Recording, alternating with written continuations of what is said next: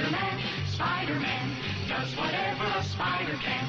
Spins a web any size, catches thieves just like flies. Look out, here comes the Spider-Man. It's 2017, the year of Spider-Man's 55th anniversary. So I'm going to present to you something as legendary as the Marvel Bullpen members themselves. I'm going to present to you the 1960s Roy Thomas Spider-Man costume. Roll your eyes over those crazy pajamas. Yeah, what some cats won't do to get attention. Which is the very first in-house promo Marvel costume, Spider-Man costume, ever made. Before I tell you what my good buddy Roy Thomas and his beautiful wife Dan and myself have planned for this incredible piece, I should give you a little history lesson and so you can understand the significance of it. But a mere mortal man like myself could never do it justice, so I'm going to read to you a letter from Roy Thomas that he wrote for this video that'll tell you everything you need to know. Sometime in the last months of 1965 or in early 1966 in the Marvel offices, production manager Sol Brodsky showed me several folded up costumes which he had sewn for Marvel by a professional seamstress, or some phrase to that effect. There were costumes for Spider-Man, Fantastic Four, a uniform that could be worn by either sex, and two others, which I believe were the Wasp and Medusa. He told me the costumes had been made for the company specifically so that they could be worn in a Macy's Thanksgiving parade. That would have had to be 1964 one, or less likely the 1965 one. Sol told me the actors were hired for the costume, had gotten paid in advance, and hadn't marched in the parade. I believe he said or implied that they'd gotten drunk and never showed up. He told me I could have the costumes if I wanted them, as they were just cluttering up the office. I knew Sol well enough by then to know that if he was giving me the costumes, it had to be with permission, if not by the direction of editor Stan Lee, since Sol would never have given away such company property on his own. I took the costumes, not certain what I would do with them. Over the years, I've worn the Spider-Man costume on several occasions. I'm not sure what year I first wore it to one of the annual Halloween parades in Rutland, Vermont, which I'd been attending since 1965. I could have worn the Spidey costume in Rutland as early as 1966. In 1969, my first wife, Jeannie, and I attended the Rutland parade and parties in costume as Invisible Girl and Spider-Man. There is a published photo of the two of us in those costumes in Rutland in a 1970 issue of the comics fanzine Comics Crusader #8. In the Avengers 83, a 1970 comic book I wrote, I had the artist draw Jeannie and me wearing those costumes as we attended a Rutland party held in conjunction with the parade.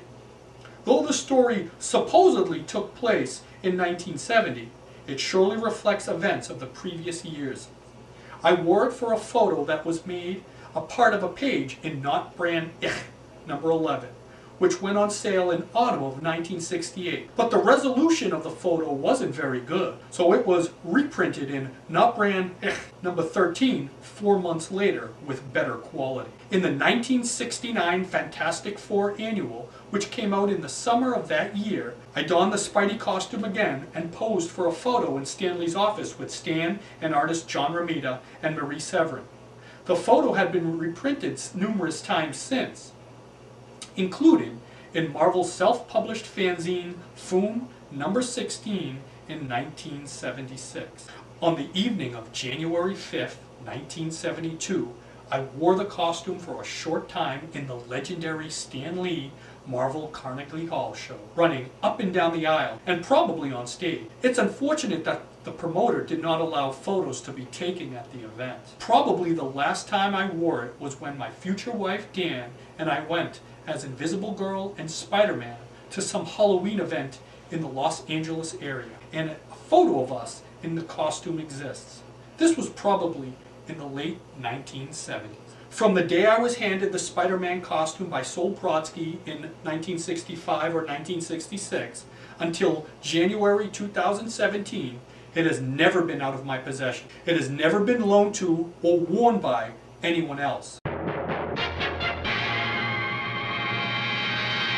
There have been one or two attempts in the past to market a Spider-Man costume which, it was claimed, was the one worn at the 1972 Carnegie Hall show.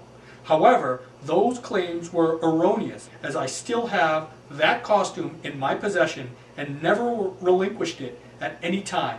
And, at my insistence, the dealer who first advertised the bogus costume deleted any future mention of a supposed Carnegie Hall provenance, since that was not correct. Best wishes, Roy Thomas. When looking at this beautiful piece, you'll notice a few things. I didn't button the neck to the shoulders and the back because the mannequin itself wasn't as heroically built as Roy Thomas was, so I had to improvise accordingly. And I didn't want to stretch out the costume too far, but it's made beautifully. And you'll notice the purple leggings. And you might be asking, why is that? Well, if you look at the early issues of The Amazing Spider-Man, especially in the interior pages, you'll notice it was colored with a purple hue instead of blue. Ironically, when they gave that to the seamstress, she probably looked at those early issues as a reference and couldn't figure out, is it blue or is it purple?